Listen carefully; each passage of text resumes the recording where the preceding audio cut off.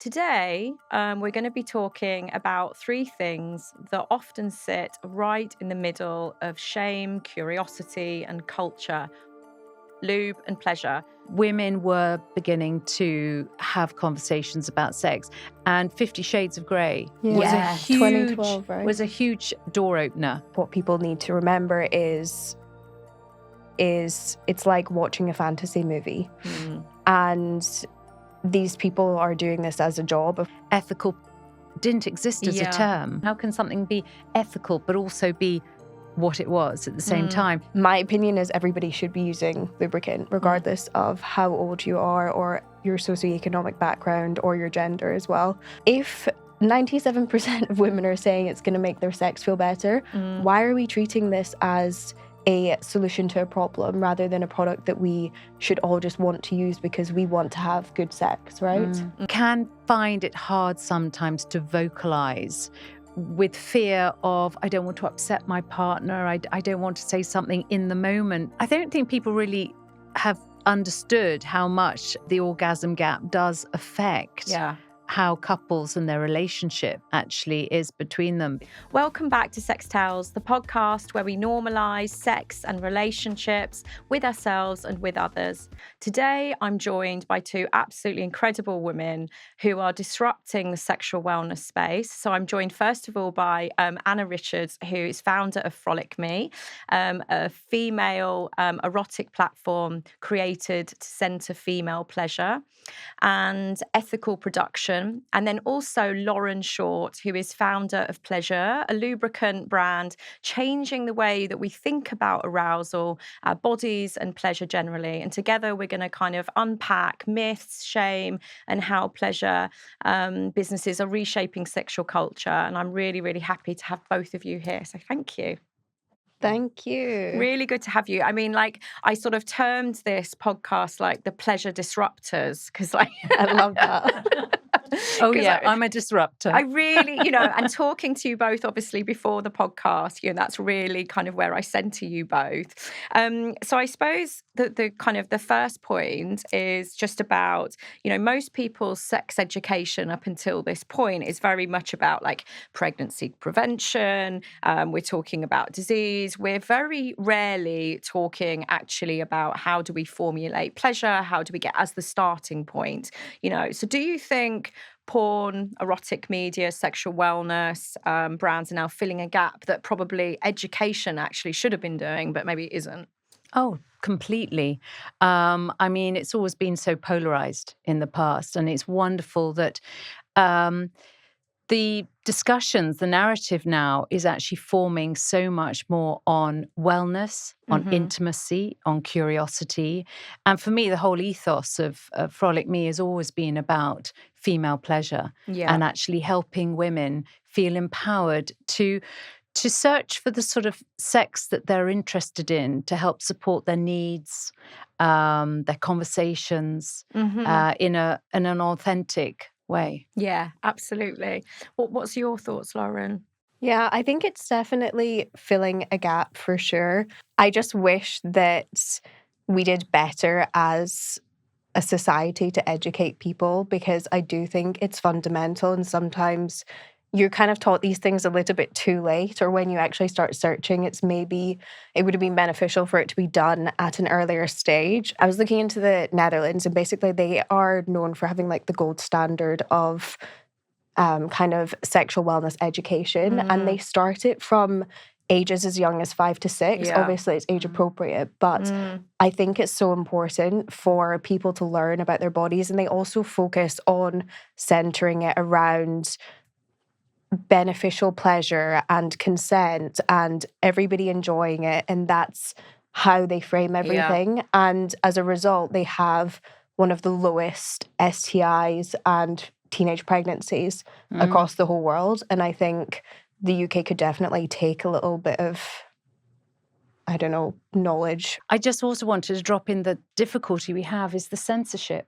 That we are constantly, and I'm sure you find the same, that I'm constantly up against a battle of, even referring to parts of the female anatomy in the real terms, Yes, that gets censored. Oh. So how can we have these honest conversations if we don't allow media to actually allow people like ourselves to voice correctly and have these open and honest conversations? Totally. I mean, I'm a psychosexual and relational therapist, and I have to make sure that I'm dropping out words about the anatomy and sex in general. I mean, it's absolutely, insane. And again, to your point, often people will come into therapy and they're in their 30s and 40s, and I'm going, back to anatomy, how pleasure works, all of those things. And again, not in a shaming way, but just, isn't it a shame that we haven't started that earlier?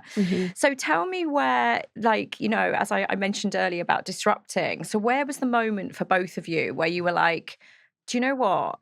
There's a gap here and this needs to be filled. When was that moment?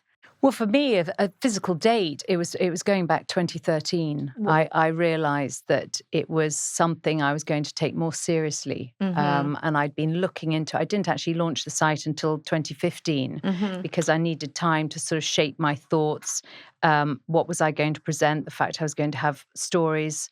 It was a storytelling. It's very much about taking women in a comfortable, safe space on a journey to allow them to sort of explore their own desires and so on. So erotic stories was always very, very important for me, and then bringing in the films. So I then shot my own films ready to launch the site. I only had 20, which I thought seemed a lot. It seemed like big numbers, but actually in the world of adult, it was small. I mean, we've got over 550 now, so on the site. Wow. So it's a constant. We're constantly producing and so on.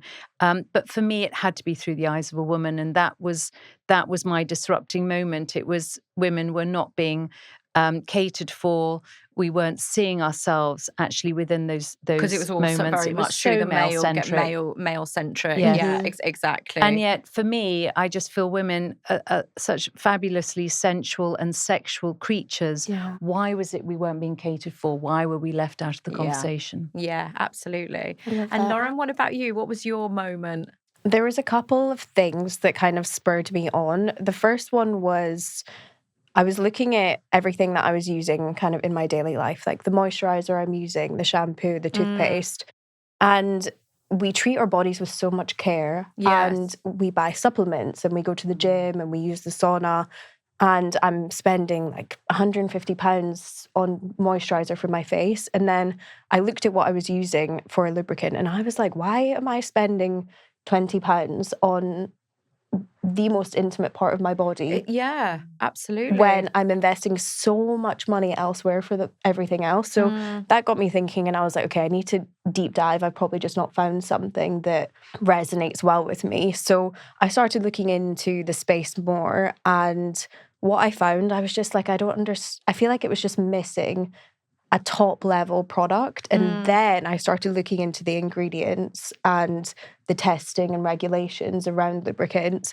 And that was like the most defining moment for me, because I didn't understand how unregulated the space was. I think as a consumer, you buy a product that's for intimate use, assuming that it's going to be properly tested and contain safe ingredients for your body, and it's honestly not the case. So I have personally reviewed over 54 lubricant formulations, water, oil, and silicone, and 70% of them had irritating ingredients inside. And to me, I was like, how can companies release products without the integrity to say, hey, we know that this is going to make this person feel good and it's safe for their body. So I was like, I want to create something that, of course, it looks beautiful and feels amazing. Really does. I mean, we were just cut the aesthetics unbelievable. Thank you so much. It fits now into where we're taking feminine intimacy and so on, because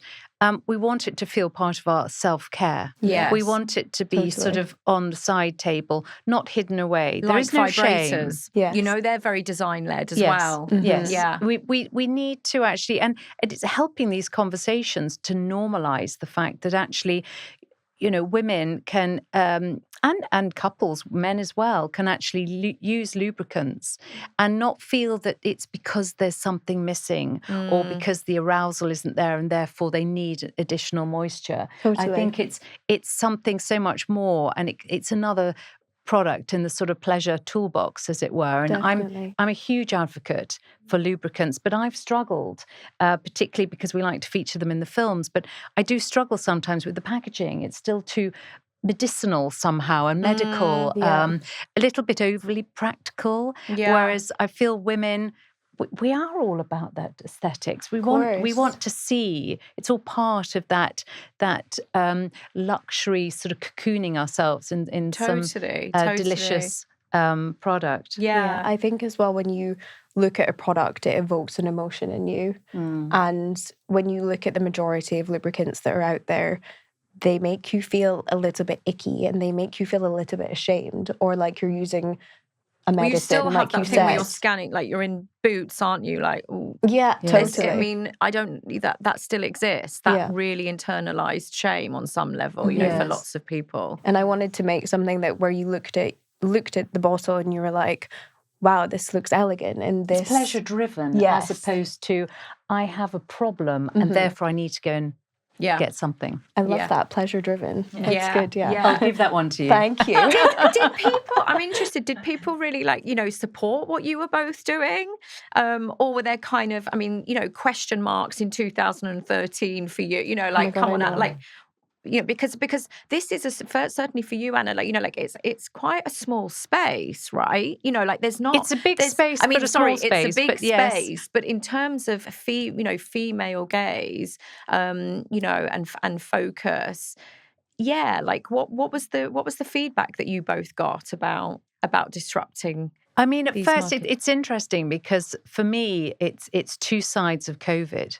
Because when I launched in 2015, there was a wonderful narrative and backstory. Women were beginning to have conversations about sex, and 50 Shades of Grey was a huge 2012, right? was a huge door opener, as it were. Everybody on the train talking. Absolutely, we all. It didn't matter if you were on a beach and it was in a different language. You saw that silver cover, you knew exactly what she was reading. But it was wonderful because it opened doors about women for the first time having a conversation in their small book groups about floggers or being taken in a way that was erotic. Yes. And it turned sex into the sort of erotic, thrilling sex that women really seek. We don't actually want vanilla. So if people think, oh gosh, this sort of porn for women, it's going to be too soft and frilly. No. Yeah. But what it is very sexual. And that's what I really want to bring across in the films. It's about understanding the depths of desire, sex, intimacy, and what women in particular are actually seeking. So it was an interesting time because I was way ahead of the curve, as I often say. But then COVID came, and I'm sure you probably felt the same, that we started to talk about sexual wellness. We never talked about that before, never existed. Ethical porn didn't exist as a term. I found myself suddenly coining a phrase that nobody really knew what on earth it was. How can something be ethical but also be what it was at the same time? So sexual wellness, sexual well-being, mindfulness, we started to look inwards to our bodies, to ourselves, and actually starting to understand, how do we operate? How do we work? How can we be beneficial towards our bodies and be more in tune? So COVID, for some horrific moments that it threw up at the same time, it did make us look inwards. Yes. And for that in itself has been a positive factor and a big change now in how we talk about sex and wellness. Yeah. Leading on from that, actually, when we talk about ethical porn, what do we actually mean by that? What's behind that?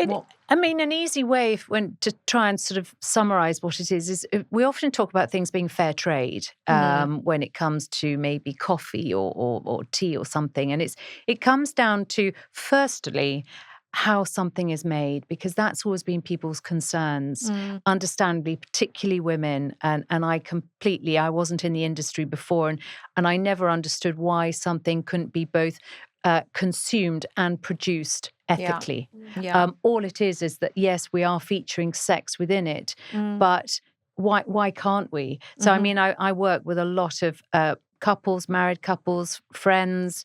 It's a very collaborative experience that we actually undertake.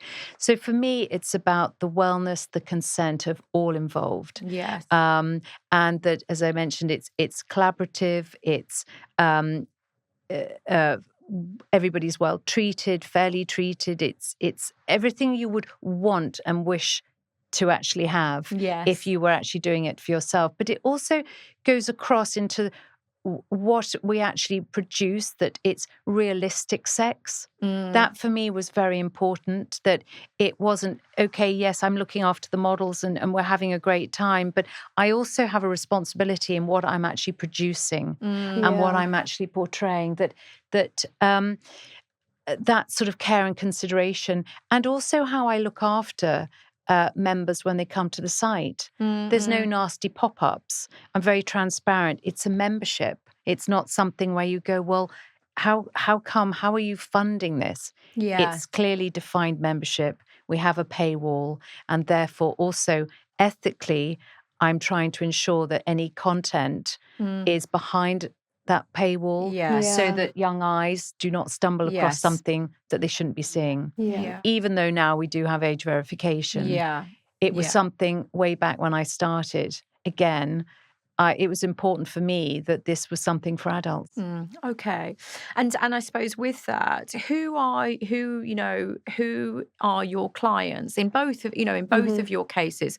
Who is buying your membership? Who is buying the lube? What have you found about that? Obviously, it's geared towards women. You were talking about, and kind of really real life erotica in that sense. And obviously, this is very women orientated, part of beauty routine, but equally it goes further than that, right? It does. Well, surprisingly, 65% of my customers are male.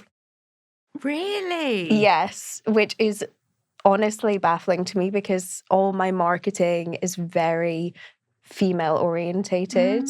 I don't know whether they're heterosexual males or buying for like female partners or male partners, but it's really surprising to me because it's like a dichotomy where you have a huge portion of my customers are male, but then we were speaking about this previously where I'll have ads running and there will be comments from males on there saying, oh, well, if you need lubricant, you're not doing a good job, or I'm not going to sleep with my partner if she's not wet, which is crazy. Yeah. Gosh, that actually is fascinating, because I wouldn't have thought that kind of statistic. I mean, for me, it's, oh my gosh, how broad. Mid-20s up to 80s. Right. Amazing. Yes, female biased, but it's female and couples, which I really love. I love the fact that this is something that you can come together within a relationship to enjoy. And then it's those who are just curious about sex. Yes. They're not porn consumers. These are just individuals that want a safe space to come and explore and enjoy, with a female being very much present and part of that viewing. And that for me was everything I really wanted. Is something where it's not something secretive. It's not something that you do always on your own. Although a lot of women do enjoy, certainly, and it helps support their sort of masturbation moments and their solo sex. So it's not that they're doing it because they can't say that they're doing it. It's just a little bit of their own you time, which I'm all for as well. But I also love the fact that couples can come together and enjoy the site. Yeah, absolutely. And is it geared towards, like you're talking about couples, predominantly heterosexual, heterosexual couples? What about that? I mean, I feel that women are always far more sort of bi-curious than maybe people sort of realize, There's or maybe lots they of admit statistics to. about that.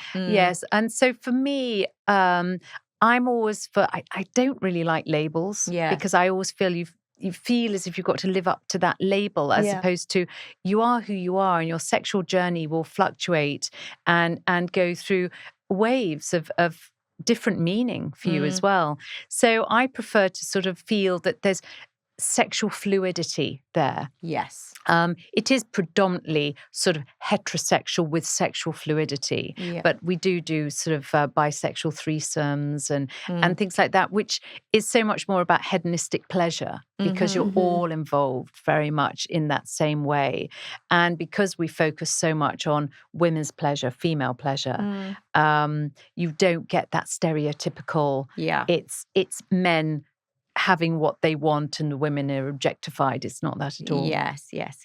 And then also there's an element, there's an audio element, and there's actually quite an educational element as well. Yes, I've seen to the the audio. side. Wow. Yeah, the audio was fabulous. It came on board in sort of 2019, and it takes people on a more immersive journey because if you're somebody that likes to read. And we do have sort of free story memberships because for me, it's important you can consume your erotica in whichever medium you prefer. So if you want to come and read the story and the story, they all link. So the story is the erotic story of the film. And then we have the audio, which is the narrated version of the story. So if you're on the go, we're so used to sort of podcasts and listening and having our earpods in and got our devices, our mobile devices. Yeah. So to be able to then just switch on and listen to an audio of that story. And then if you really like it, you can come back and either have a membership or just have a video, just purchase that video if you want. Like. Absolutely. For you, Lauren, how important do you think lubricant is for the porn industry, generally, but also just, and compared to general, like how fundamental is it? Yeah, obviously extremely fundamental. The interesting thing, I think, is it's used a lot in porn, but I don't think it's always shown.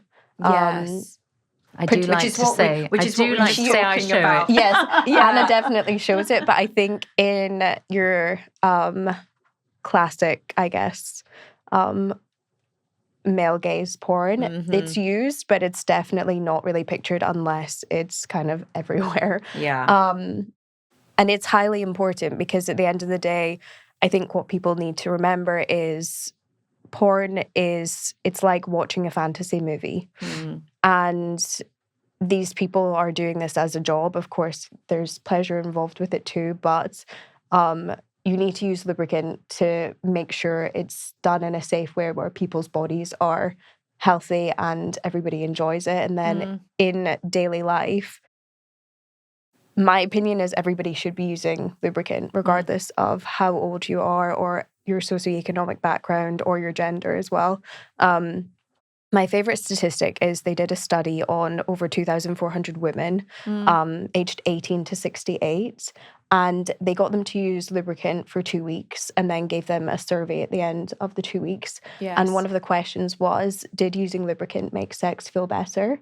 And 97% of them said yes. Of course, yeah. Aged 18 to 68. And Yes. I'm like, if 97% of women are saying it's going to make their sex feel better, why are we treating this as a solution to a problem rather than a product that we should all just want to use because we want to have good sex, right? It's still another stigma that we're having to overcome. And it takes time to change, for people to actually start to realise and understand. And I mean, it's great we're even having this conversation now. And it's something why I always wanted to sort of show lubricant being used, not only if the models wish to use it, they can use, and also sometimes they've got their own lubricants that they prefer, so they use those, absolutely fine. And then other times I'm trying to show very much lubricants being part and parcel. This isn't a strange thing to have. It's actually goes with the moment and helps to normalize when they see it happening, that it's not, oh, okay, they're all using just lubricant. Okay, well, that's fine. And it does take a little while to sort of break this down and get the message across. It really does. I mean, certainly in my work, I'm very much, pro lube, always am, and making sure that I'm talking about it as standard in every conversation, in mindful masturbation, in sensate focus, in, sexual intimacy, whether that's penetration or not. Why would you not be, right? It's maximum pleasure, minimum pain. It's going to really create a wonderful experience. So I'm very much about normalizing it. But I think, we have to be real about getting into the stigma of it. For sure. And so I think we all have some ideas about what that is about. But I'd be interested to hear your thoughts about what is that? Why does that occur? Why is it still feel a bit taboo and a bit like, should I be buying the lube? Yeah. I think we still have this issue that there's this mismatch of understanding that arousal is linked to natural lubrication, that if you're not actually fully aroused, if you like, you're just not wet. Yes. And therefore, it's that whole context of actually it's got nothing to do with. You can be so aroused, but actually having a little extra lubrication. We've got to remember it does also support helping to prevent sort of micro tears and things like that I don't think we necessarily realise actually can happen. So it's just that getting our mindset to shift. It's a little bit like also using sex toys, how some people say, oh, my partner doesn't like it if I bring in a sex toy. It's almost as if something's not quite right, something's missing, as opposed to, no, you're just helping. It's an extension. You're just helping heighten that moment. Absolutely. Of extra pleasure. Why aren't we going for the extra pleasure? Totally. So again, it's just a reset of how we think. Yeah. Lauren? Yeah, I think as well, we're not properly educated on the female body. Like, the one thing that we are aware of is that women go through menopause, and we know that there's a proportion of women that go through menopause and they struggle with moisture issues throughout their body. It's not just linked to sex. So that's like one thing that a lot of people link to lubricant. However, what we're not taught is women's bodies are on a cycle of 28 to 30 days. Just before you ovulate, your estrogen's peaking, and that has an effect on your body, how easily lubricated you're going to become. And then just before you have your period, your progesterone peaks, and that has other effects on your body. We're not on a 24-hour cycle like men. And I think the important thing that we need to realize is life is not linear, and the sex you have is not linear as well. There's so many outside factors, variants. Like, it's also extremely mental. Like, we work with a neuroscientist because people don't realize that your brain is your biggest sex organ. So if you're stressed, or if you've had a bad day, or you haven't slept well, all these things impact how your body's going to work, and you can't expect it to always work at 100%. Of course, it will. And even if it is at 100%, you should still use lubricant because it's going to still enhance your experience. But for the days where maybe, I don't know, your child woke you up in the middle of the night, but you still obviously want to be intimate, use it, and don't be hard on yourself, because I think there's a lot of pressure for women to always be on top performance level constantly. We have beauty standards, and then we have standards in sex, and everyone's expecting you to swing from a chandelier, but we need to be kind to ourselves as well. Yeah, exactly. And certainly in self-pleasure, Yeah. when I'm going back to basics with women with, say, for example, anorgasmia, that have never experienced an orgasm, I will definitely recommend sensate focus and mindful masturbation with lubrication, and really going back to that intensity of feeling. And it's amazing just being able to talk through, it's okay for you to enjoy that, and for yourself, and for no other reason. It's always great if because I often say to people when I'm asked about sex and so on, that with regard to having time to actually have some solo sex, your own time alone, and that's a great time to explore. Yeah. And you can use the lubricant and feel what it feels like. Gain that sensation on your own without any justification or any other narrative, or enjoy using a sex toy. Again, find out what feels good. Yeah. Where do you like it? Where the touch, sensitivity, and so on. So it's for me, it's also breaking down that stigma and shame somehow that women still hold when it comes to having any form of solo sex. Absolutely. Men don't have any of the issues that we seem to carry. But the more we can realize all the fabulous benefits, which we're hearing so much more about for ourselves and our bodies, but also it's just that understanding of what feels good. Yes. And then you have more confidence to actually take it into the partnered situation of saying, and having it and saying, I actually like using this lube. And I think for a lot of men, when they start to realize actually it's something that is enjoyable and makes it more enjoyable, and you can bring it in that way, in that conversation, and it becomes then something that is regularly used, as opposed to how do I sort of bring up the topic? Yeah, absolutely. I mean, I've seen some terrible things online, as you were kind of alluding to, about there's no way that I would be interested in somebody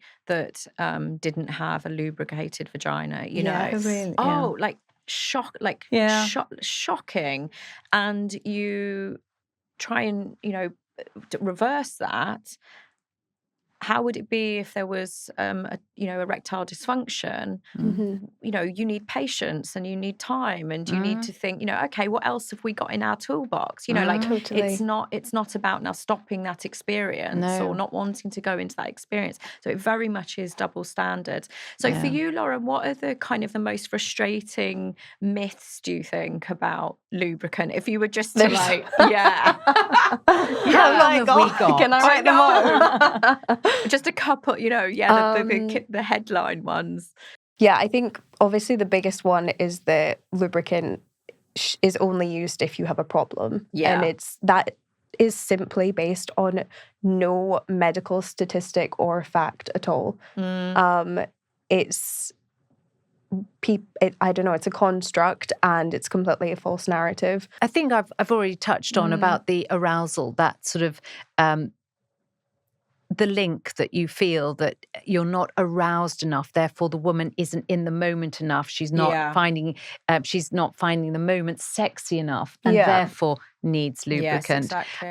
I also think, although actually your statistic at the beginning does support my comment, is the fact that men can really enjoy, and within partnered sex, that the other partner can also use the lubricant on the man. It's not all about the woman, but that obviously your statistic really supports that. But for me, I often think people don't think about the man when it comes to lubricant. They think it's for the woman. And also, it's not just when you use sex toys either. It's a very versatile pleasure tool. And I think once you start to feel the sensation of how it feels on the skin, and when you start to use it, you start to realize how versatile it is, and the different sensations that you actually have from it. We did an independent clinical trial on 20 women and gave them Opal to try for 2 weeks, and then also gave them a survey at the end of it too, because I wanted to get genuine feedback from people that I didn't know. And one of the questions that we asked was, did using the lubricant give your partner pleasure too, and did it enhance their experience? And 100% of the people said yes. Yeah. So you're completely right with what you're saying. It's great for men as well as women. Of course, it's very important for women, but it's why not make it great for both? Yeah. I think people often think lubricant is, I think they get confused about which to use. And I understand that there's all manner of things, and even through to sort of, vaginal moisturizers, which are different to lubricants. Yes, so yes. I do understand. And then people go, well, should I be water-based? Should I be silicone? Should I be, what should I use? And then what about being condom safe and being used with sex toys and so on? So there is a little bit of education that continues to be needed there. So true. And the other thing I think that people are sometimes in the back of their mind is it going to be a sticky mess? Yes. Yeah. And I think there's this, worried it's going to get in their hair, be honest, and all of it. Sex does get a sticky mess it at times. really does. Let's be honest. But I think they just think, is it going to be there for something that if I end up getting a bit of taste of it in my mouth, what's it going to be like? Am I going to find it's going to slap to my hair and I'm going to have a silly moment? And I think there's that concern. Yeah, it's true. Of, oh, golly, do I need something gloopy? And we've come a long way. It's true. We have. I think when you read research papers and people are asking, what's the reason why you don't like lubricants, or why have you stopped using it? The top two things are that it's too sticky or that it causes a mess. And when you're looking at the different types of lubricants, so water-based formulas are notoriously slightly more sticky just because of the way they are made. They evaporate more quickly and they're also absorbed into your body. And then silicone lubricants sit on the surface of your skin. So you'll find that they usually last a little bit longer and don't really have like a tacky feeling within them. And I think that's like an important thing to differentiate. Yeah, exactly. Between, And there are some also amazing water-based formulas that have definitely come a long way, but unfortunately it's the nature of the beast. If you're starting with water, you have to then thicken it and make it into a consistency that's similar to vaginal lubrication. So you're kind of working up a little bit of an uphill battle trying to get there. Yeah. It is something that people need to invest some time to go and explore. It's a little bit like finding your own favourite face cream. Yes. So true. You will go through some creams where you just go, I don't like it, it's too thick, or it makes my skin a bit too greasy, or it's not moisturising enough, or I find it doesn't layer well under makeup. Lubricants are just the same in the respects. Find one that you like. Yes. And what is wonderful is we're coming such a long way from the early days of lubricant to really coming out with some super formulas that actually challenge and manage all of those issues that early ones sort of struggled with. Absolutely. So, do you, in terms of both of your work, in terms of ethical porn industry and talking about lubricant, we talk often about the orgasm gap. I suppose just the pleasure gap in general. So what are your thoughts about that? Actually, what you're doing, there's kind of something quite political about where we're moving towards as well. This disrupting. Yeah, I mean, I don't think people really have understood how much the orgasm gap does affect how couples and their relationship actually is between them, because it's all part of, are women being satisfied in the way they'd like? Because they, women, yes, I'm one, but can find it hard sometimes to vocalize with fear of, I don't want to upset my partner. I don't want to say something in the moment because then he'll think I haven't been enjoying it up until that moment. So it is difficult sometimes to have that vocalization, but we still need to have the conversations because we are falling short, and our expectations are that sex is going to be something that for many women will feel, okay, it's okay.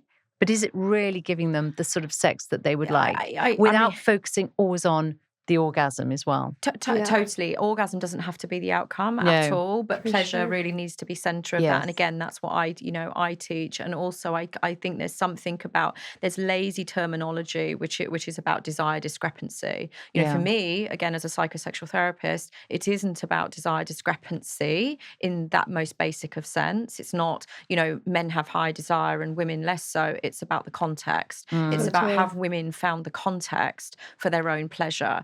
And in a society, culturally and biologically and socially, there is a conditioning, which is, that pleasure for them doesn't matter as much, and that they are in a subservient role, in that sense. It's like penetration is the end game. Exactly.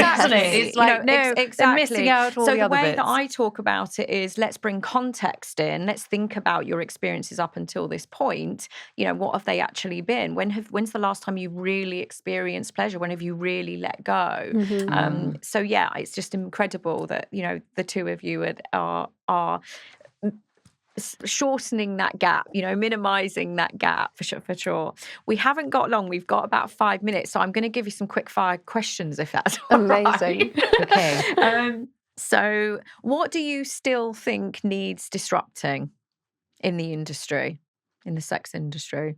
I think the segmentation of sexual wellness and what we're doing, it's still kind of put into a bit of a corner, and it is so integral to our overall wellness and well-being that I think it needs to be conglomerated to taking care of your body and looking after yourself. Yeah. And it shouldn't be such like a separated category. A separated thing. Okay, that's really interesting. And Anna, porn myth you'd love to kill forever? That it isn't consensual. I think, I've taken media away on shoots and trips with me, and just to see the fun that is actually had. Yes. Now, I do appreciate I work in my way with my ethos and so on, but it is such a collaborative experience and very consenting. And for me, it's sad that people don't always realize that for a lot of people who work in the industry, they love what they do and they don't want to stop and find that actually because of censorship, because of misunderstanding, they can't continue to actually have that freedom of choice to actually work in the industry that they do enjoy. Sure. So that would be certainly something I would like to. Okay. Something about pleasure that gets better with age? I think confidence in knowing your body. Yeah.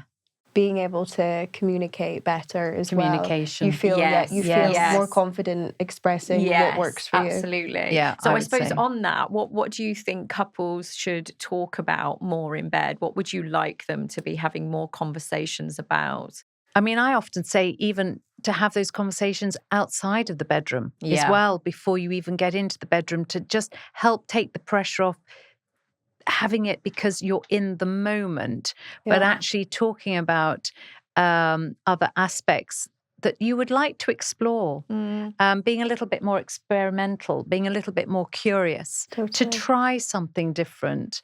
Because it's a long journey we're on. When our sexual journey. So curiosity is important. And, if you haven't tried using a particular sex toy or an accessory, or maybe you haven't tried lube, be curious, see what it's like, see what a difference it makes.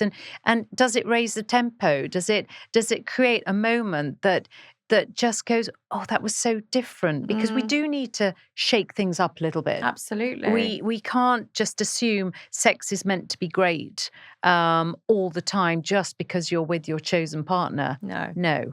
So it needs work. It does need work. It does need it imagination. Needs conversation. Exactly that. If you took, my last question, I suppose, if you took shame out of the equation, in both of your areas of expertise, what do you think would change about pleasure in relationships? The honesty. Yeah. Oh my goodness, if we could just take away shame, it would be so much more fulfilling for everybody to be honest and open and transparent with our desires and thoughts. Absolutely. Yeah. I agree. So it has been absolutely wonderful talking to both of you. Thank you so much for coming in. I could continue talking about it all day, to be honest with you. It's a really big topic, but I think that what we've talked about is about opening up the conversation about pleasure, normalizing pleasure, closing, these gaps, and really taking away, stigma and shame around it. So I really thank both of you so much. Thank you. Amazing. Thank you for Thank you having for having me. us.